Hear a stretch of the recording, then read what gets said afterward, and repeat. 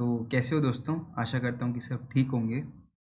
Lecture number 14 के साथ start करते हैं हम लोग। आज का टॉपिक है फाइल इनपुट आउटपुट। ठीक है, तो आज का टॉपिक स्टार्ट करते हैं हम लोग। ठीक है, the random access memory is volatile. Random access memory का मतलब देख लो भैया, रैम की बात कर रहे हैं यहाँ पे।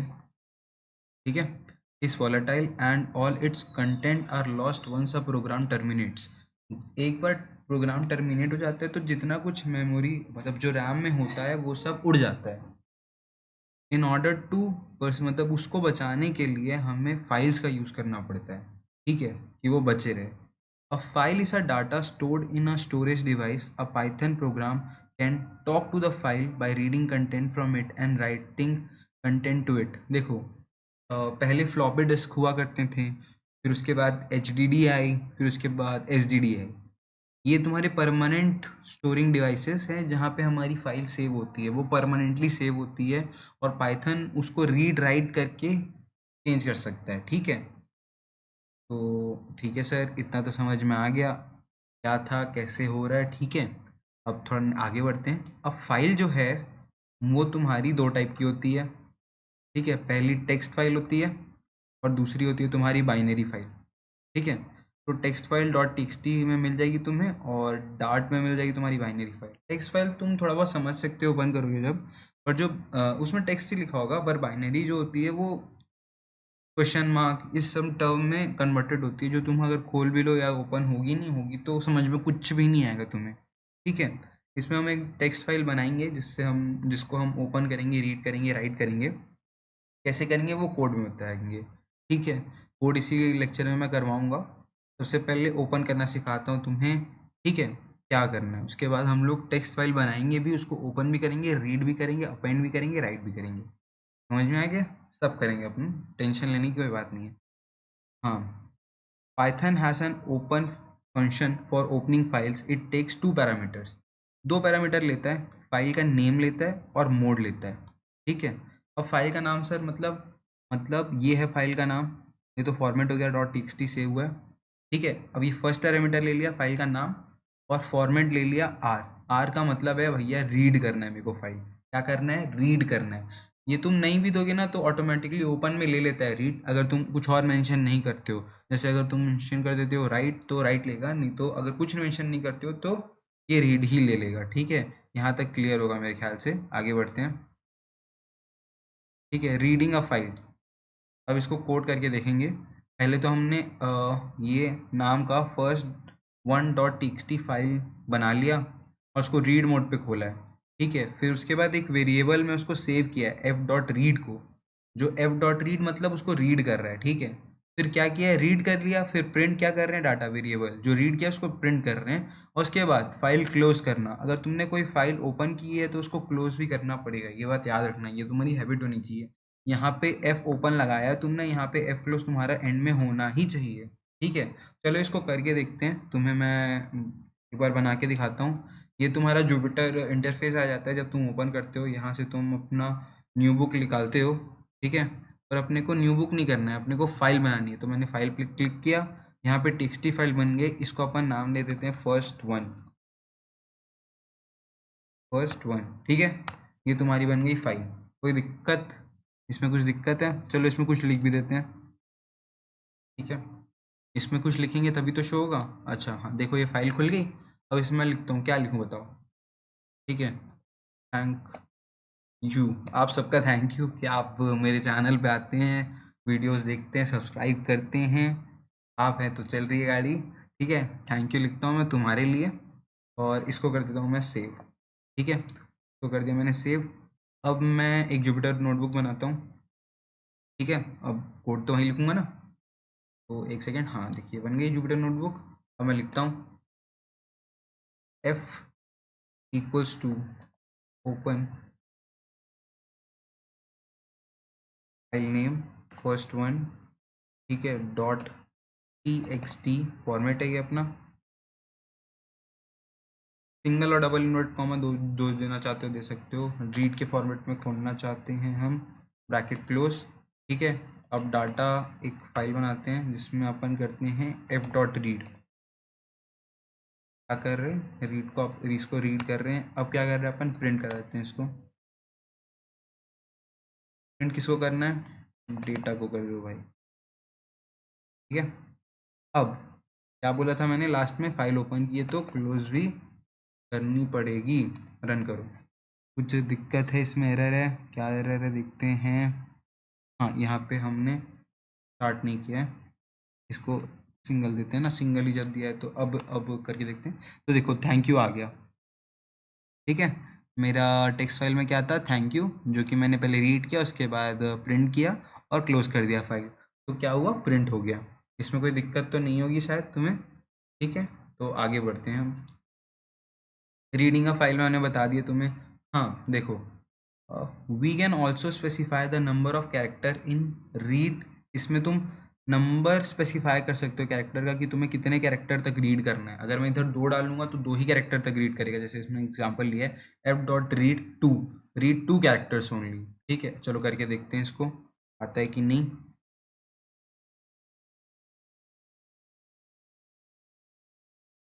अरे क्लोज में डाल दिया मैंने, sorry sorry sorry, F dot read में 2 डालते हैं। हाँ देखो, बस 2 ही कैरेक्टर इसने रीड किया, टी एच। ठीक है, क्लियर होगा ये, ठीक है। हाँ अब देखो, एफ डॉट रीड लाइन्स, जैसे एफ डॉट रीड जहाँ पे तुम लिख रहे थे ना, वहाँ पे तुम एफ डॉट रीड लाइन्स कर सकते हो, ठीक है। अगर तुम्हारे पास मल्टीपल लाइन्स है तुम्हारे टेक्स्ट फाइल में, जैसे कि मैंने तो बस थैंक यू लिखा था, अगर तुम्हारे बहुत, जैसे मैंने बस यहाँ पे क्या लिखा था, थैंक यू, और तुम्हारे पास मल्टीपल लाइन्स होती और फाइल डॉट रीड लाइन्स, अगर मैं इधर 1 लिखता तो सिर्फ ये एक ही लाइन रीड करता, अगर मैं यहाँ 2 लिखता तो ये 2 लाइन रीड करता, ठीक है।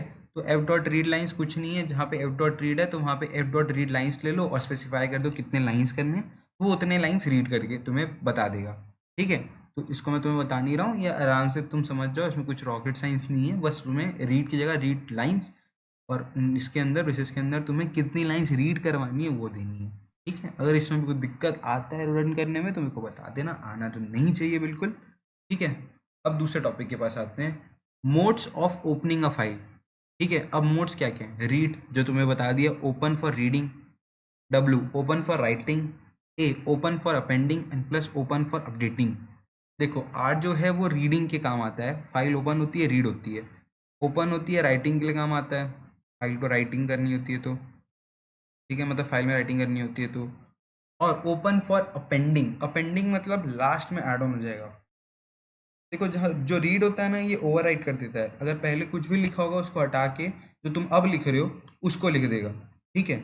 और अपेंड क्या होता है, वो जो कुछ भी लिखा है उसके एंड में जाके वो लिख देगा जो तुम लिखाना चाहते हो, ठीक है। और अपडेट का मतलब भी वही होता है, मतलब अपडेट होगा, वो अपडेट हो जाएगा, ठीक है। इसका मैं तुम्हें एग्जांपल लेता हूँ, ठीक है। और ये दो करने के बाद हम लोग ऊपर वाले का एग्जांपल लेते हैं। RB, RB will open for read in binary mode. देखो तुम्हें अगर टेक्स्ट फाइल खोल रहे हो तो तुम्हें आरटी, देखो RT will open for read in text mode, ठीक है। तुम्हें टेक्स्ट मोड अगर खोलना है तो तुम सिर्फ आर लिखोगे ना तो भी चल जाएगा, वो ले लेता है बाय डिफॉल्ट टी। और अगर तुम्हें बाइनरी मोड को एक्सेस करना है तो तुम्हें आर बी लिखना ही पड़ेगा। ये चीज़ ध्यान देने वाली है, इंपॉर्टेंट चीज़ है, ठीक है। ये चीज़ ध्यान रखना। अब इसको हम कोड करके देखते हैं, राइट वाली, ठीक है। तो करते हैं,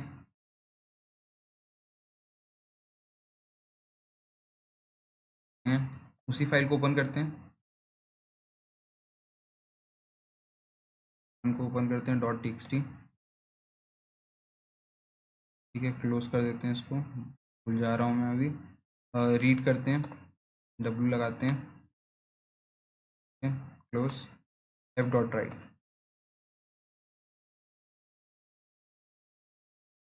फॉर योर वर्क करते हैं, thank you for your work, your for your time करते हैं। थैंक यू लिखा था, अब आप मुझे टाइम दे रहे हो, मेरे लेक्चर्स देख रहे हो, thank you for your time, मैं ये चाहता हूँ, ठीक है।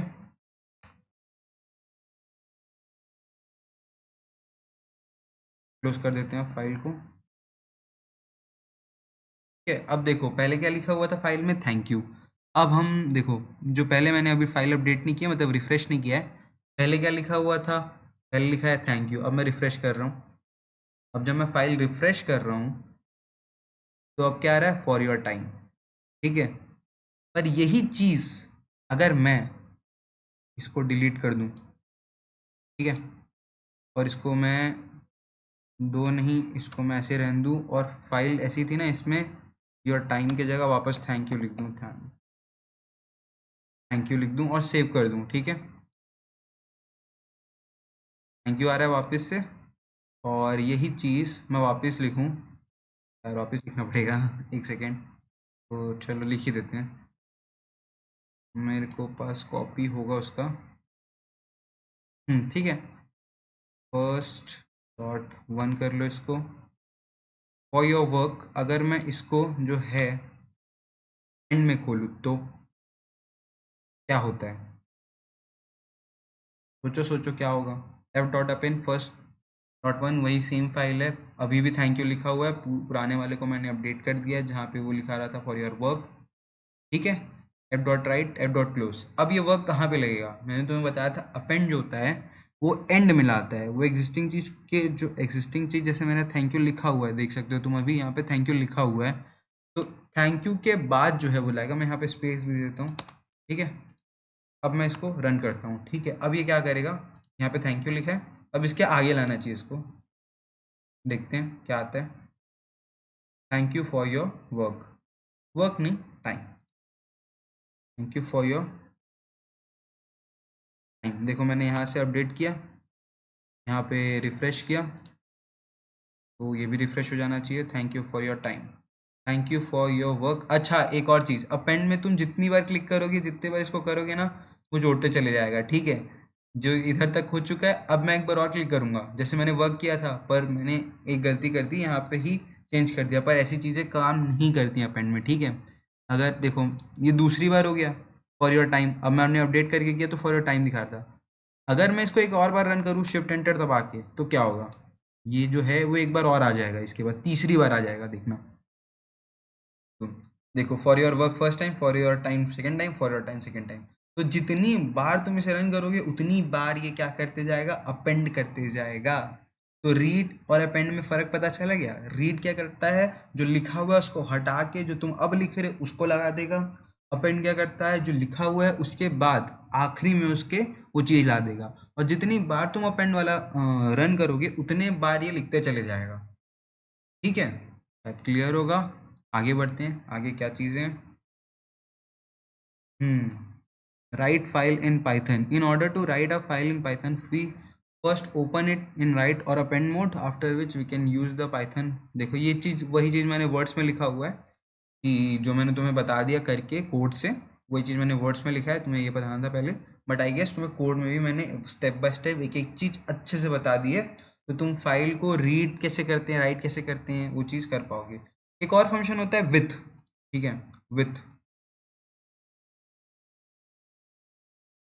जो है, विथ फंक्शन जो होता है, ये अच्छा नहीं हो रहा है, पता नहीं यार, मेरे पेन टैबलेट को क्या हो जाता है, एंड एंड में आते आते अच्छा चल रहा होता है, फिर पता नहीं क्या हो जाता है। चलो, तो भी हम लोग पीछे नहीं हटेंगे, हम लोग लिखेंगे।